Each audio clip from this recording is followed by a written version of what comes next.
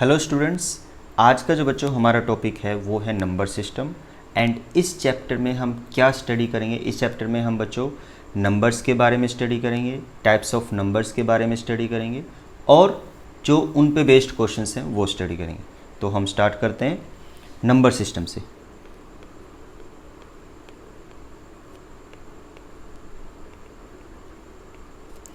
Number system has two kind.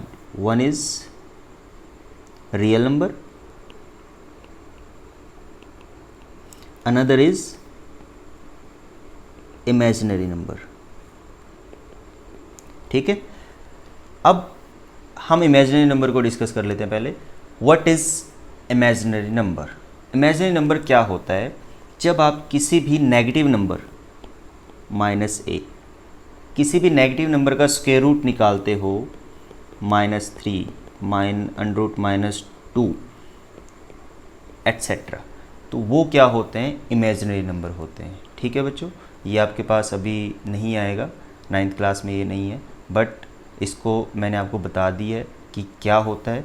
अब हम चलते हैं रियल नंबर की तरफ। रियल नंबर भी दो कैटेगरी में कैटेगराइज किया गया है। One is rational number, another is irrational number. ठीक है, इरेशनल नंबर क्या होता है? देखो, इरेशनल नंबर वैसे बेसिकली आप जो बोलते हैं हम कि जिसको p/q की फॉर्म में रिप्रेजेंट नहीं कर सकते हैं उसको हम क्या बोलते हैं? इरेशनल नंबर बोलते हैं। ठीक है ना? तो बट यहाँ से बच्चों हमें क्लियर नहीं हो पाता कि हम रैशनल नंबर किसको बोलें और इरेशनल नंबर किसको बोलें। तो इसको और ज़्यादा क्लियर करने के लिए हमें क्या करना है? हमें कुछ टर्म्स के बारे में स्टडी करनी है, जैसे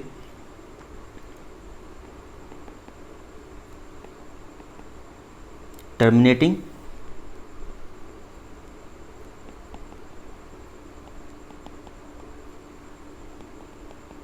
नॉन टर्मिनेटिंग, रैकरिंग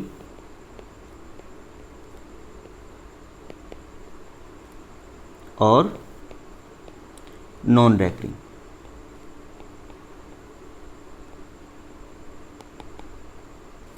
ठीक है, अब देखो इन 4 टर्म्स के थ्रू मैं आपको इरेशनल नंबर को क्लियर करूंगा कि इरेशनल नंबर होता क्या है, आपको फिर उसमें कोई डाउट नहीं रहेगा। देखो, टर्मिनेटिंग क्या होता है? फॉर एग्जांपल 0.2, 0.12, ठीक है, 0.345। अब ये देखो, यहाँ से आपको नज़र आ रहा होगा कि 0.2 आफ्टर 1 डेसिमल टर्मिनेट हो गया, तो ये क्या है? टर्मिनेटिंग है। और यहाँ पे क्या है? 0.12, ये 2 डिजिट के बाद टर्मिनेट हो गया, ठीक है ना, after 2 decimal, and this is after 3 decimal. तो ऐसी टर्म्स को हम क्या बोलते हैं? टर्मिनेटिंग बोलते हैं। ठीक है, अब बात करते हैं नॉन टर्मिनेटिंग की। नॉन टर्मिनेटिंग क्या होगा? जैसे मैं एग्जांपल ले लेता हूँ, √2। √2 की वैल्यू क्या होगी? 1 पॉइंट, अगर जो आप इसको निकालोगे तो 1.4142 एंड सो ऑन। ठीक है, तो यहाँ से बच्चों आपको क्या पता चल रहा है? ये टर्मिनेट नहीं हो रहा है, सो ऑन, तो दैट मीन्स ये क्या है? नॉन टर्मिनेटिंग टर्म है। ठीक है, उसके बाद आता है रैकरिंग। इसमें रैकरिंग क्या आएगा? जैसे 0.3333 एंड सो ऑन। ठीक है, ये क्या है? रैकरिंग है ना। और 0.123 123 123 एंड सो ऑन। तो बच्चों देखो, इसमें एक डिजिट रिपीट हो रहा है, इसमें 3 डिजिट्स रिपीट हो रहे हैं। आफ्टर 3 डेसिमल के बाद रिपीटिशन स्टार्ट हो जाती है। तो ये क्या है? रैकरिंग या रिपीटिंग। ठीक है, हम इनको ये बोल सकते हैं। नॉन रैकरिंग और नॉन रिपीटिंग क्या होगा? आपके पास जैसे 0.123579178 एंड सो ऑन। तो ये क्या है? नॉन रैकरिंग है। समझ में आ गया? अब आपको इन 4 टर्म्स के बारे में पता चल गया है। अब हम बात करते हैं कि इरेशनल नंबर होता क्या है। इरेशनल नंबर क्या होता है? जो number non terminating and non recurring हो, non terminating and non recurring हो, उसको हम क्या बोलते हैं? इरेशनल नंबर बोलते हैं। Got it? अब देखो आपके पास √2 क्या है, ये ना तो टर्मिनेट हो रहा है और ना ही ये किसी पैटर्न को फॉलो करता है, ना ही इसमें कोई रिपीटेशन आती है, तो that's why it is an irrational number. √3 भी आपके पास क्या होगा, इरेशनल नंबर होगा, 1.732 एंड सो ऑन, ठीक है। एंड पाई भी आपके पास क्या है, 3.1415 एंड सो ऑन। तो ये क्या है, एग्जाम्पल हैं इरेशनल नंबर के। तो यहाँ से आपको पता चल गया होगा कि बच्चों इरेशनल नंबर होता क्या है। इसके बाद हमारे पास आता है रैशनल नंबर। रैशनल नंबर भी दो तरह के होते हैं। पहले हम रैशनल नंबर को समझ लेते हैं क्या होता है। रैशनल नंबर जो P/Q की फॉर्म का होता है, यहाँ पे मैंने क्या बताया, जिसको हम P/Q की फॉर्म में रिप्रेजेंट नहीं कर सकते हैं उसको हम बोलते हैं इरेशनल नंबर, और जिसको हम P/Q की फॉर्म में रिप्रेजेंट कर सकते हैं उसको हम क्या बोलते हैं, रैशनल नंबर, वेयर Q≠0। ये आपको पता होना चाहिए। हम क्या करते हैं कि आपके पास कोई भी नंबर है, सपोज करो x है, इसके अपॉन में अगर जो 0 आ जाए तो क्या होगा बच्चों, ये नॉट डिफाइन होगा, ठीक है। किसी को भी अगर जो कोई 0 डिवाइड करता है किसी भी नंबर को, तो ऑलवेज वो क्या होता है, नॉट डिफाइंड होता है। क्लियर। तो आपके पास जिस नंबर को P/Q की फॉर्म में रिप्रेजेंट कर सकते हैं उसको हम बोलते हैं रैशनल नंबर। इसके बाद जो रैशनल नंबर है, रैशनल नंबर में भी दो टाइप आती हैं, तो वो कौन कौन सी हैं, एक होता है फ्रैक्शनल और एक है इंटीजर, इंटीजर्स, ठीक है। अब इंटीजर्स और फ्रैक्शन, ये बेसिकली इन दोनों टाइप को हम P/Q की फॉर्म में रिप्रेजेंट कर सकते हैं। बट अगर जो हम देखें फ्रैक्शनल क्या होता है, सबसे पहले मैं फ्रैक्शनल को डिस्कस कर लेता हूँ कि फ्रैक्शनल क्या होता है। जैसे 0.3, ठीक है, जिन फ्रैक्शंस को हम डेसिमल में एक्सप्रेस कर सकें उनको हम क्या बोलते हैं, फ्रैक्शनल बोलते हैं।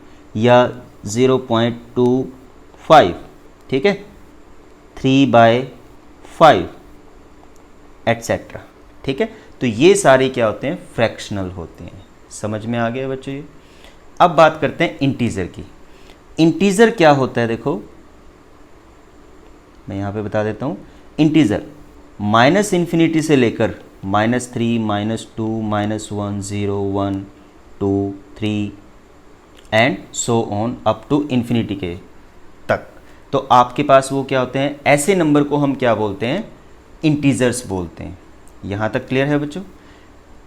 अब इसमें देखो आपको लग रहा होगा कि ये तो P/Q की फॉर्म के नहीं है, क्योंकि -3 है, -2 है, -1 है, 0, 1, 2 अप टू इन्फिनिटी तक है। अब देखो बच्चों यहाँ पे हम -3/1 लिख सकते हैं, -2/1 लिख सकते हैं, 0/1 लिख सकते हैं, है ना, है ना, ये P/Q की फॉर्म में। इसको हम P/Q की फॉर्म में बोल सकते हैं, ठीक है ना। तो इसमें Q का रोल कौन प्ले कर रहा है, 1 कर रहा है। यहाँ पे इस बात का ख्याल रखना है कि जिन नंबर्स में डिनोमिनेटर आपके पास ऑलवेज 1 होता है उनको हम क्या बोलते हैं, इंटीजर बोलते हैं, ठीक है। और -∞ से लेकर इन्फिनिटी के बीच में ऑल नेगेटिव नंबर्स और आपके पास 0 और पॉजिटिव नंबर्स, उन सभी नंबर्स को हम क्या बोलते हैं, इंटीजर्स बोलते हैं।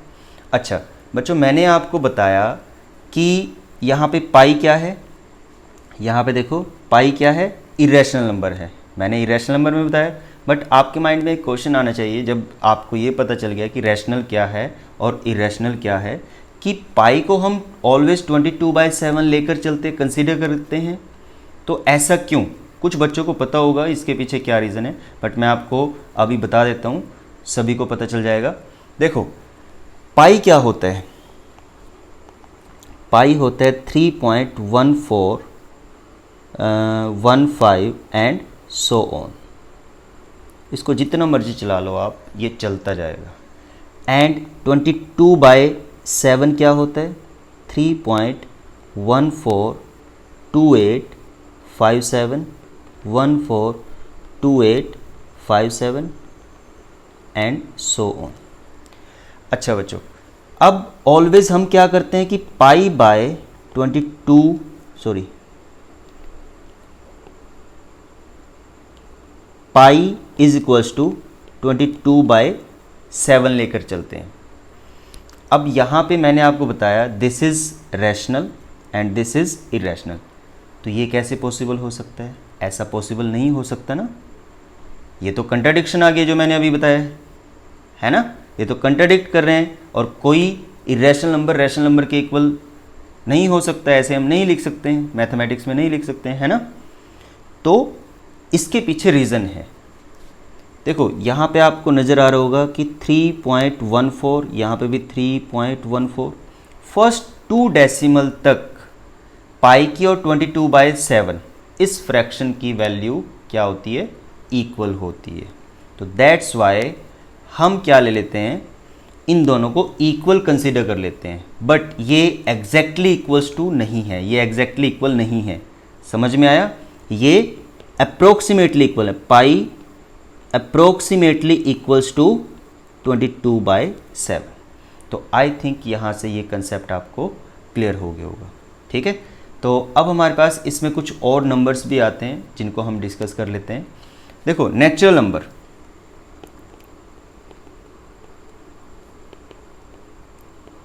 नेचुरल नंबर क्या होते हैं? All the non negative counting numbers are known as natural number. ठीक है, जो नॉन नेगेटिव नंबर्स उनको हम क्या बोलते हैं? नेचुरल नंबर बोलते हैं। 1 2 3 4 एंड सो ऑन। समझ में आया? इसको हम क्या बोलते हैं? Set of natural number. उसके बाद आता है होल नंबर। होल नंबर में क्या होता है? जीरो भी इंक्लूड कर लिया जाता है। ठीक है, 0 1 2 3 4, वो क्या होगा? होल नंबर आ जाएगा। यहां तक क्लियर हो गया बच्चों? उसके बाद आपके पास आता है प्राइम नंबर।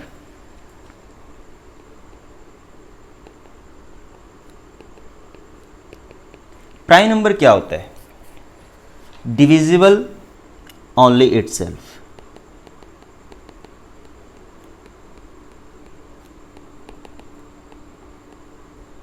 ठीक है, जो अपने ही आप से डिवाइड हो उनको हम क्या बोलते हैं? प्राइम नंबर बोलते हैं। Those numbers which are greater than 1 and having exactly 2 factors. ठीक है, 1 and number of number itself. समझ में आया कि उसके एग्जैक्टली 2 फैक्टर हो, 1 and the number itself. Is that clear? तो ये हमारे पास क्या होता है? प्राइम नंबर होते हैं। और फॉर एग्जांपल हमारे पास first prime number 2 3 5 7 and so on, ये चलते जाते हैं। अब हमें प्राइम नंबर जब हम डिस्कस कर रहे हैं तो हम ये भी इसमें डिस्कस कर लेते हैं कि 1 to 100 के बीच में कितने प्राइम नंबर एग्जिस्ट करते हैं। ठीक है, तो हमारे पास 1 to 100 के बीच में 25, टोटल 25 प्राइम नंबर एग्जिस्ट करते हैं। समझ में आ गया? हाँ जी, क्लियर है? Next, composite number.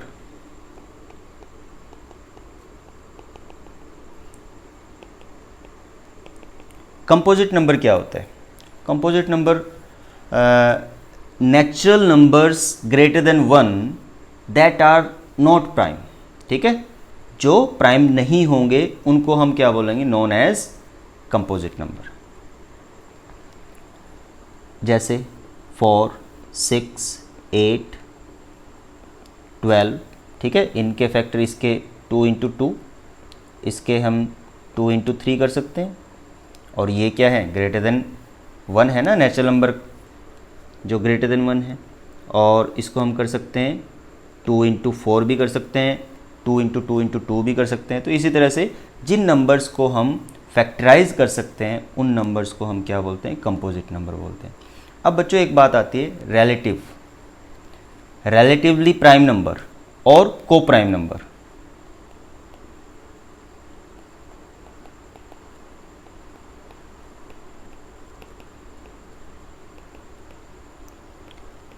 अब रिलेटिवली प्राइम नंबर क्या होता है? Two positive integers are said to be relatively prime to each other if their highest common factor is 1.